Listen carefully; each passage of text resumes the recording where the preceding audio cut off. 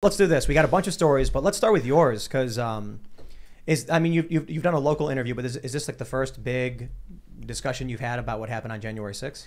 I did a local interview with Mike Calta, super nice guy. He's been in radio for a long time. He's really nice to me, and he's like, I'd love to have a chat with you. Wasn't speaking negative or anything, so I was like, yeah, I'll come talk with you. And I did another one with a guy who just reviews guns. I'm not going to give him a shout out because I don't know, he's still building, but super nice guy. We just kind of chatted about what happened. So you're the Podium guy, and this is an egregious, incorrect statement because it was a lectern, and everybody is telling us that in the chat. But for those that aren't familiar, there's this famous photo that comes out of the January 6th riots or whatever. It's you, and you're carrying the lectern while smiling and waving to the camera. And how did it all happen? What's the story behind it? I mean, how far do you want to go back? Like, why did I go? I mean, let's just start with sure. Tell us your story, man. So, I wasn't really into politics a few years ago. I'm busy raising kids, changing diapers, and doing Common Core math, And COVID struck, and I started listening because I had more free time, just trying to find a hobby, and followed the elections and everything. Listened to a bunch of stuff, and I had never voted before. I voted in 2019. For the first time, a registered independent forever. Just didn't really have much stake in getting out there and doing something because my life was pretty good, And listened to what was going on, started getting some opinions, some ideas, and I decided I'm going to go to a Trump rally. It's going to be the last one.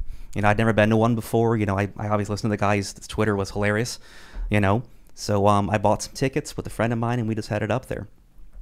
And it was the first rally I'd been to, never been to a protest before. It's kind of a new experience for me, so I didn't really know the etiquette of what a protest is. Did you go to? Trump was speaking at the Ellipse. Yes. Did you go there? Yes, that's where I was, by the monument and the World War II memorial. How did you go from there to the Capitol building? Well, we were there for I think about a couple hours, and at the very end of his speech, he's like, "We're going to march down to the Capitol. We're going to march peacefully, let our voices be heard." And we didn't really have any plans that day, after the fact. So I was like, well, I guess it's going there, so I guess we'll follow. So it's, just following cattle. So you follow people, you make it to the Capitol building. Mm-hmm. What happens next? So when we, on the walk there, there's a lot of people there, man. I've never seen so many people. We heard from the crowd, Pence didn't do it, it's over. And at that point, people are just, the pace picks up. Some people start running, they're funneling through the crowd. And I'm like, what's going to happen? So I follow because I'm curious. I'm there to see what happens. I'm there to witness a little bit of history, and I follow the crowd. When we get to the Capitol, it's already under siege. I compare it to like watching like an anthill being kicked. Just people everywhere. But elaborate on that. Did you see violence? Did you see people tearing things down? Oh yeah, there was definitely violence there that day, and I try to be as honest as possible. Like, people were hitting cops. But as you're walking up, you're seeing all that happen. Yes. Yep. I'm filming it. I'm watching it go down. I mean, when I first got there, they were kind of just arguing back and forth. Protest rhetoric. You've betrayed us. Defend our country. This and that. And at some point, just things popped off. One side started pushing, the other side pushed back. There was tear gas, mace. There was a flashbang at a point. But people were hitting cops. So next, what's next? So I don't want to stick around that because I don't want to be a part of that. I'm just kind of tacitly sitting back there videotaping it because holy cow, what's happening in front of me, So the next thing, I climb up some scaffolding to kind of get a bird's eye view to see what's happening. And you can't tell where the thing started and stopped. I mean, it was just funneling in from almost every street, and I was kind of beholding the whole thing. And, I was kind of like, well, I'm not sure what to do next, As I come down the stairs from the scaffolding, I notice people are going inside the building. And I'm like, well, I guess that's where the protest is going. I guess I'll go inside, So I walk through open doors with a group of people. I get to the rotunda, and when we get there, people kind of disperse because it's such a large room. It's a beautiful room too. So, whatever people were walking in with a chance, it got real quiet real quick. People are looking around at the paintings, the statues, the Oculus. I mean, it's a beautiful room. And then I kind of wander around a little bit, take some pictures. And I noticed there's this lectern sitting kind of like underneath some stairs. It's kind of out in the open. I'm like, man, that would make a great photo, kind of in the middle of the rotunda. I called it, I nailed it.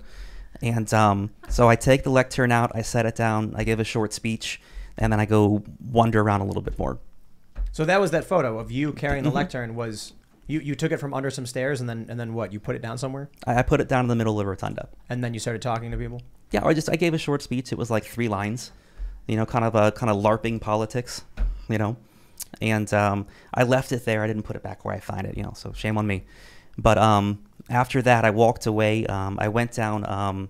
I saw where the Speaker of the House's kind of hallway is. So I kind of walked down there. I saw Nancy Pelosi's door. I'm like, holy cow, that's where she does her stuff, And so, I touched the doorknob. I got to admit, I did touch the doorknob. I didn't try to open the door. It's like a boop, and but the door was locked. Like, all right, well, walk away from that. So I come back down the hallway, kind of getting bored, kind of getting lost. Never been to the Capitol before. And I see another group of people that are coming in. It's a whole other wave. And they kind of seem like they know where they're going. They know they have a plan or whatever, So I follow that group. And this group heads down towards, I think it's the Senate chamber where they were. And so I kind of tag along with the group, I'm texting my wife, texting my friends, like, oh, I'm inside, and like, you should leave. I'm like, I'll leave in a minute. I get some more pictures. So we get down to the doors and, they're banging on the doors and stuff. And kind of just, looking around, taking pictures. I talked to a guy next to me and I'm like, what are they doing? I'm like, oh, that's where they are. And I was like, what do you mean that's where they are? It's like, that's where they're meeting to count the votes. I'm like, they're still here? What are they doing here? So at that point I'm like, I probably shouldn't be here, So I do one around for a few more minutes. Someone releases either tear gas or some type of fire extinguisher, and hurts my eyes, it burns. And tear gas. Yeah, it's not comfortable, So I went around a little bit more. I find a cop and ask a cop, hey man, how do I get out of here? I'd like to leave now. And the cop tells me, well, go down the hallway, take a right. There's an officer out there. He's taking people exiting outside, so just go over there. It'll be done. And that was my experience inside the Capitol. And so then you leave the Capitol, mm-hmm. and then you had did you have any idea what was about to come in terms of the national attention, the photo? No. I knew a photographer had taken my picture because, professional photography has been pretty easy to spot, but I didn't think anything would come of it. I thought, well, I trespassed, worst case scenario, tell me I can't come back again. But I got my photos. I saw the building. I'm good. So you thought you were trespassing? I mean, yeah. Yeah, I mean, I could admit that. I mean, I did walk into a building I'm pretty sure they didn't want me inside of. So I can say, yes, I did trespass. So after you leave, when did you find out that it was much more serious than you had realized? So my phone had died inside. I had it charging in my backpack on a battery pack. And I made it outside, got a couple of hot dogs, was walking back to the hotel, and turned the phone back on after it hit like 10, 15%. And my phone just started blowing up, man. Couldn't even use it because there were so many messages coming in. Eventually, I put on airplane mode so I can kind of go through, see what was going on. And it struck me because there were so many people like, dude, you're famous. There are memes of you. I was like, well, that didn't go as planned, So before I even made it back to my hotel, I was getting recognized on the street. When did you find out that you were in serious trouble? So I made it back to the hotel room, and it was when I started watching CNN, and CNN had told the people that this is an insurrection. These people should go to prison for 20 years, and then I found someone got shot, and I'm like, oh my Lord, that's really, really bad. And things started devolving from there. When did you first make contact with law enforcement? How did it come to be that you end up, facing charges? Well, I'm friends with quite a few Leos. So I called a couple. I'm like, hey, is this going to be a big deal? And they did say, like, they're probably going to want to have a conversation with you at some point, because what you did is what they're saying you did. Mm-hmm. And so I called a couple of friends of mine, a good buddy of mine. His name is Jennings. I'm supposed to say Jennings. Good buddy of mine, Jennings. He said, look, I got a couple of lawyers. You should give them a call. Just do it ahead of time. Get some defense set up because things are probably not going to be great for you in the weeks to come. So, go ahead. So then, what happens? You call some lawyers. Do they eventually?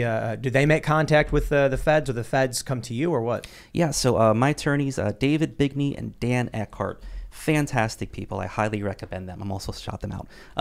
So I got a hold of them, and they're like, "Listen, this is going to be a case of a lifetime. You don't want to wait. You need to get us hired because they're going to come after you hard. You don't get to get a photo like that and become, infamous overnight and not see them come after you." So we got the prices from, and I was like, "Oh, well, I'm not going to pay that. That's absurd, But we did. Can you say what those prices are? I was $100,000. Wow. Yeah, to hire him. Jeez. Yeah. It's $100,000, and we're paid off now, so we're fine, and God is good. But we did end up hiring him, and I had a flight that was supposed to leave on Friday, but I rented a car like that night, picked it up in the morning, and drove back because I knew like charges are probably coming, and I'd like to see my family for a couple hours before they pick me up. When did the charges come? The charges came on a Friday. About how long after? I left Thursday morning around 6 a.m. And the next week? And no, the next day. Oh, the next day. Like Friday the next day. Yeah, wow. I think within 48 hours, I was, the AUSA, which is the Assistant United States Attorney's Office, was already in contact with my attorneys and vice versa. And they were talking about these are the charges we're bringing, and he's going to have to go to jail until we figure something out. What were the initial charges they wanted to get you on? It was violent entry, which is a misdemeanor. It was entering and remaining a restricted building, which is a misdemeanor. And then it's glorified trespassing. And then felony theft for moving furniture 20 yards. You did not end up with the felony or anything. So how does it end up? You know, with your criminal case. Where are you at now? So again, my attorneys are awesome. I'm not a felon, which is fantastic. I get my voting rights back, which are very important to me, and I also get my firearms back, which are equally important to me, which is good. I did 75 days in a federal prison camp, and then I did $5,000 fine, and I got 200 hours of community service. But I'm enjoying my community service. What kind of stuff are you doing as community service? I am working for an organization called Adopt-A-Cop, which was founded for, it was after George Floyd. I believe it was after George Floyd. I got to read the statement again. But basically training cops in jiu-jitsu to be able to subdue suspects in a non-lethal manner. So I work with law enforcement officers doing training programs, rolling with them. I've got a big function I'm organizing in a couple of weeks I can't talk about yet, but I'm enjoying it. That's awesome. Yeah, I'm enjoying it. So you end up in a prison camp, you said? Yes. What is that? Is that not a big, cell block with razor wire, or what does that mean? So I didn't know anything about prison before this started. So my idea of prison is like Shawshank Redemption, and in Green Mile. So I was not super thrilled about it. They have, I guess, I think it's 4 different levels of prison. So there's like max security, where like the murderers go. There's medium, which is not as bad, scalable, and then there's low, and then there's camp. And they place you based on your charge, and there's like 5 different levels of things where it's like, do you have gang ties? Is it a violent record? How many times you've been arrested? Recidivism, and there was something else, can't recall. So it's a camp. Are you like outside with like a fire roasting marshmallows, or what? It's not that nice. So it's not cells, not cages. It's like open dorms. You've seen Orange Is the New Black? No. But open dorms so you can come and go as you please, or what? Typically, yeah. Like in and out of your room, obviously. In and out of your room, yeah. There's times there's curfew. You have to be in. There's also wake up time. You have to be up, and they give you jobs to do. In the camp, the prisoners do everything. They do the cooking. They do the laundry. They do the lawn maintenance. They do everything. They keep you busy. Oh, so what did you have to do? I did nothing. I told them I'm not going to work. Oh, really? I will not work for the government. You cannot make me. Oh, so they didn't make you? No. So let's go back to this day on January 6th. It sounds like from the story you've told us, you had no real idea what was going to happen. No. You had no plans. Nope. You had no real intentions. Nope. I wanted to see an end of an era. It was going to be Trump's last hurrah, and I thought that would be a great thing to witness. A little bit of history. And you make your way into the Capitol kind of just bumbling and not really understanding what was going on around you. Yep. Like a little bit like you knew there was fighting, you knew there was trespassing, but you were just kind of like, oh. I left the group of people who were fighting because that's not what I am and that's not what I agree with. So there were a group of people that are doing that, and I said, those aren't my people. So I went and I found something else to do. I think, the reason why I want to hit on that is obviously the narrative is insurrection and all that. And while I certainly think there were people who were rioting and, trying to do something. The reason I don't like the phrase insurrection is that the idea that several hundred people can stand in a building and change a government is like absurd. It's not the 1600s anymore. And even then, it's like that it didn't even work for Hitler, right? Mm-hmm. The beer hall push. Mm-hmm. He like fires a gun in the air and declares he's taking the government over, and then they just come and arrest him. Like, what do you think this is? And then Hitler's rise to power was actually through politics, because just trying to stand in a building doesn't accomplish anything. I think that's an important distinction with everything we're hearing.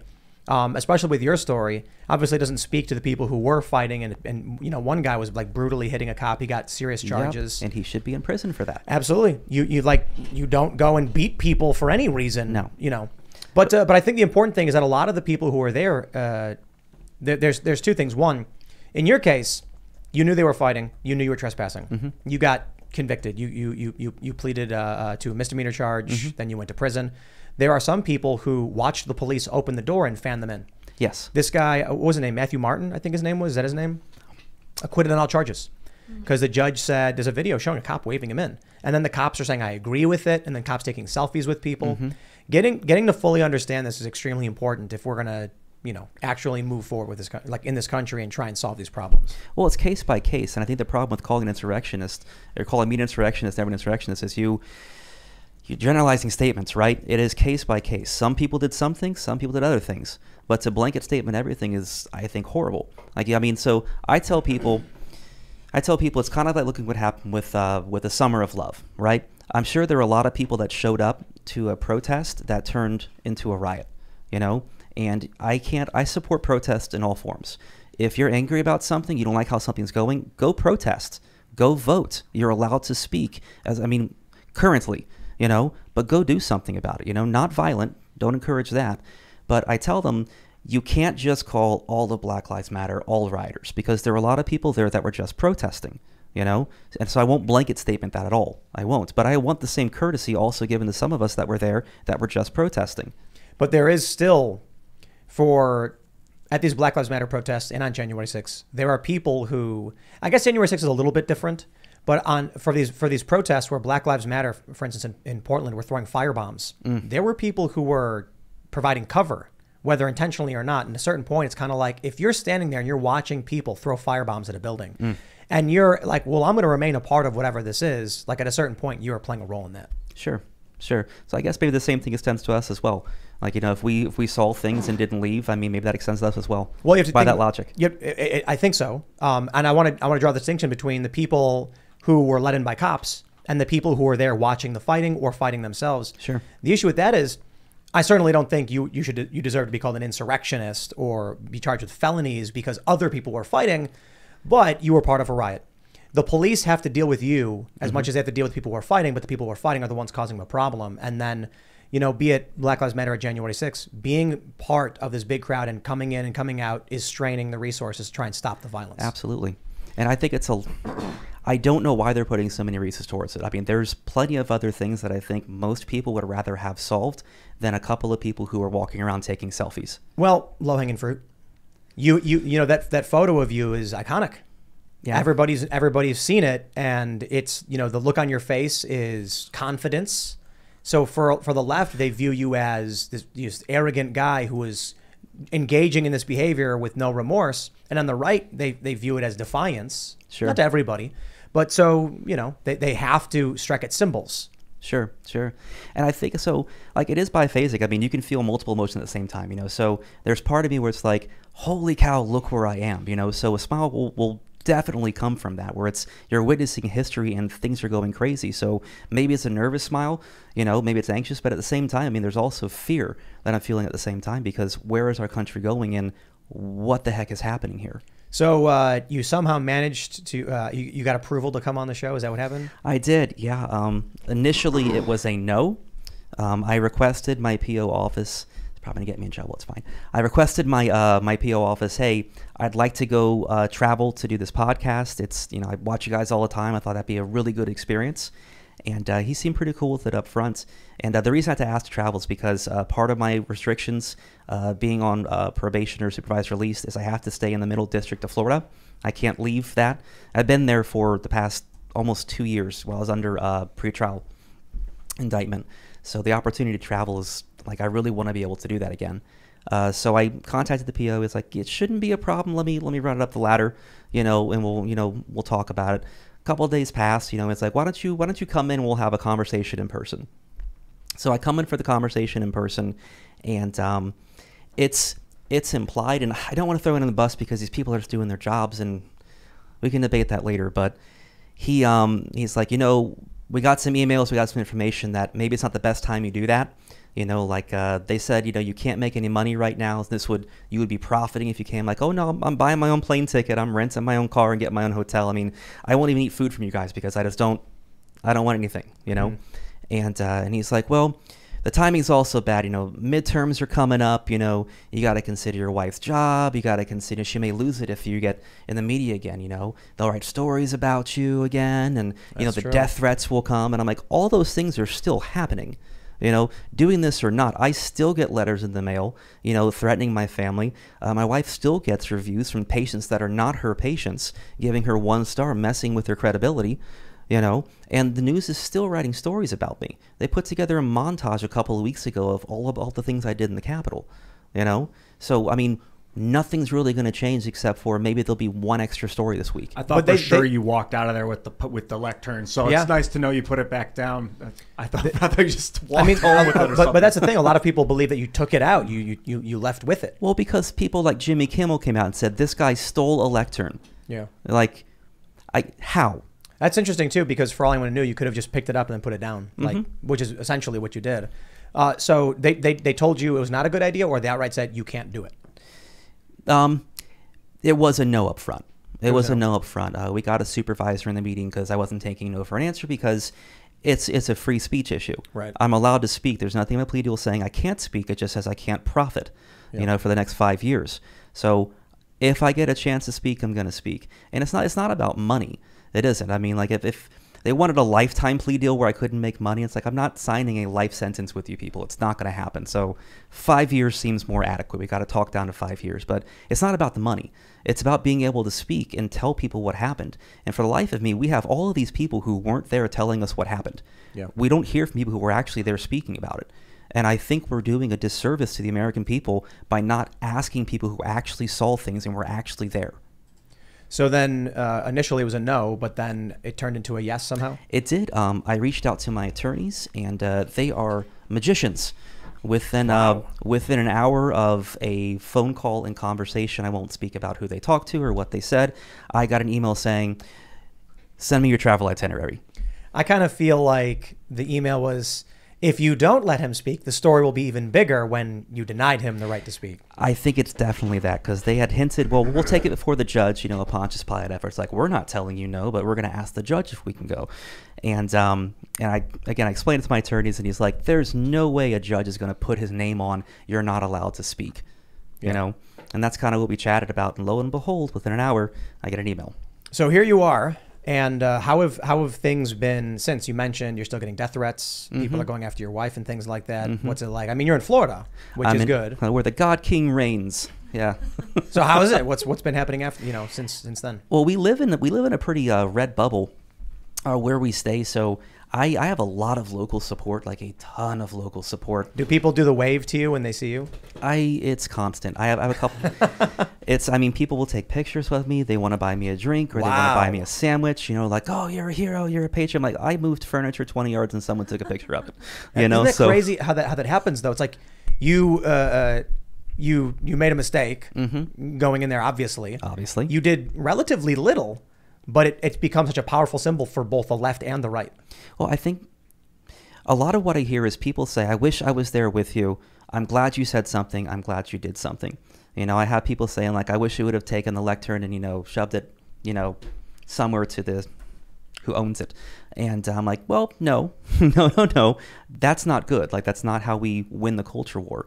That's not the way forward. I mean, easily that photo is propaganda weaponry, and again, like Jimmy Kimmel said, you stole it. Is that what? Yep. Jimmy Kimmel came out and said, showed my picture that this guy stole a podium, and it was like the day after or something. And it was a lectern. Wrong. I know. Sources, buddy. This is the thing I often talk about with the Summer of Love. Black Lives Matter had net support of like 52%. It was ridiculous. The overwhelming majority of this country was like, yeah, Black Lives Matter is good. Then the riots happened and it tanked.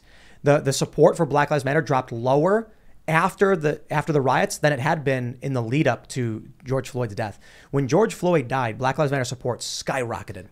And then the riots happened and they lost like a year of PR gains, and they've not since recovered. Could have become a political party instead, but instead of rioting, they should have become a political party. And now it's rife with scandals and weird money stories and everything. They imploded over that stuff. Nothing's going to come of that. And so I mean, here's I'll call this like a warning as well as a point about how people behave.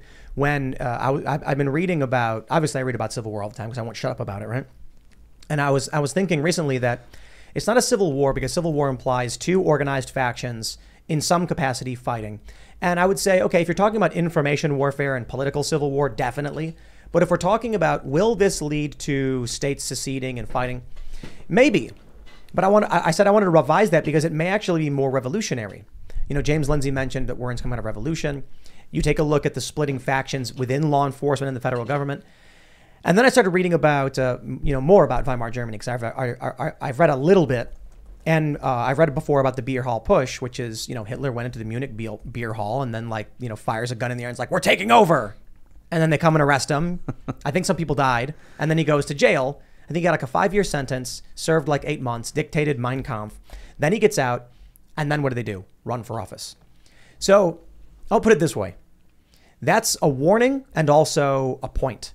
The violence didn't work. What worked is winning hearts and minds and then going and running in politics. The scary thing is a very awful and evil psychotic person used that to try and gain power. Now, it's a bit different with Soviet Russia, a bunch of crazy people, but that's the left, the communist stuff. They go out and get violent and then they're allowed to do it. What did James Lindsay call it? Something tolerance? Repressive tolerance. Repressive tolerance. Yeah, sorry. So I wonder if we're heading towards revolutionary period. I mean, I want to be as white-pilled as possible. I'm watching primaries, which I just voted in my first primary ever. I am no longer a registered independent. I am a registered Republican. I am proud of it because I think that we need to make a change. I do. I just voted my first primary, and I want to be white-pilled, and I'm watching what's happening, and I think it might actually work. I think we might actually be able to win the culture, and I'm hoping we do. My fear is that the pendulum has already been set in motion, and it's the stop. I don't know where the stop point's going to be. I don't.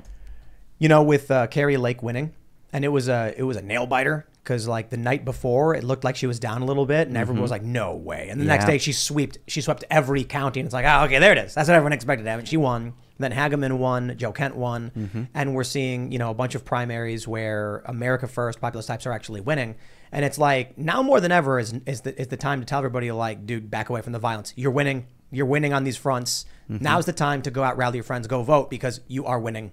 Yeah.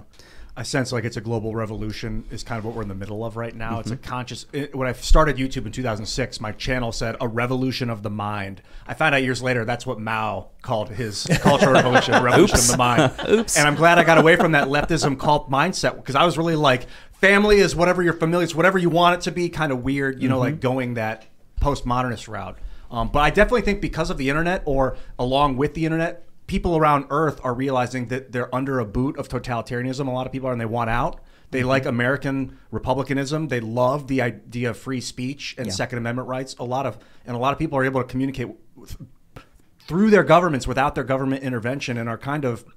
There's a desire for a new world order. I mean, it's very obvious that the old liberal economic order is faltering. Yeah, but I think both factions have their own desire for a different type of new world order that fits their own ideologies.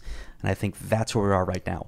Yeah, there's at least two. There's so many different ideas of how it could come. There's three. There's the liberal international economy, and that's the powerful elites, the banking cartels, the IMF, SWIFT payment systems. Bank and all for that International stuff. Settlements, that's the brain. Yeah, then there's the left, and they want a socialist utopian revolution, worker rights. And then there's the right, they want a national, reemergence, nationalist reemergence of sovereign nations that have international treaties and ties and things like that. One of those sounds like a good time. My attitude is like, hey, I like the idea of global governance via treaty, meaning no council of elites who can strip your rights from you, but potentially a world court is preferable to world war. Sure. But that would mean that within the borders of a country that they have no authority. It is only outside the borders between countries where they would intervene in any capacity. I love it. It's an extension of federalism, United States federalism. It's got to be. I mean, it makes so much sense that the world would adopt that. The federal government has the ability in the United States to go to states and enforce law. I'm saying not that. I'm saying there would be no global court that could go into Illinois and arrest someone for an international thing. It would be up to the country to actually go and do it. But if there was an issue of a U.S. plane flying over to another country and then doing something, that's when a world court would intervene and be like, we're going to stop this and not allow it. So it would only be a direct international matters. And my point there is for one, maybe it needs some thinking, and maybe there's an argument and debates to be made over it. But I'm kind of like, hey, how do you stop world war? How do you stop people from blowing each other up? Well, I don't want anybody coming to America and being like, you can't do this, you can't do that. No, we're our country. We have our borders. We will function the way we deem is right for us. You go do your thing. Instead of us going and bombing each other, maybe there is a mediation system in world court that will. One of the mediation systems that's being pushed is this. What do you call it? Social credit score. They think that if you can like get people to self-censor and kind of control people's money, that then you will pacify them. But pacification often in times means like destruction and death of people. When they're like, we're going to pacify the population. That's very nice because pacifists don't want war. But in reality, when you see what happens when someone pacifies a country, is oftentimes bombs are being dropped. The military is no longer able to fight back. Kind of. I don't want that, and I don't like the social credit score stuff. I don't like it, but I feel like we're doing it to ourselves with upvotes and downvotes on social media and likes and stuff. Yep. Thanks for checking out this segment from the Timcast IRL podcast. But if you want to check out the full show live, tune in Monday through Friday at 8 p.m. And if you want more special access content, head over to timcast.com and become a member. Your membership helps sustain this company, keep our journalists employed, makes this show happen, and you will get access to exclusive members-only segments of the Timcast IRL podcast, and there's a massive library to check out. So again, go to timcast.com or tune in Monday through Friday at 8 p.m., and we'll see you all there.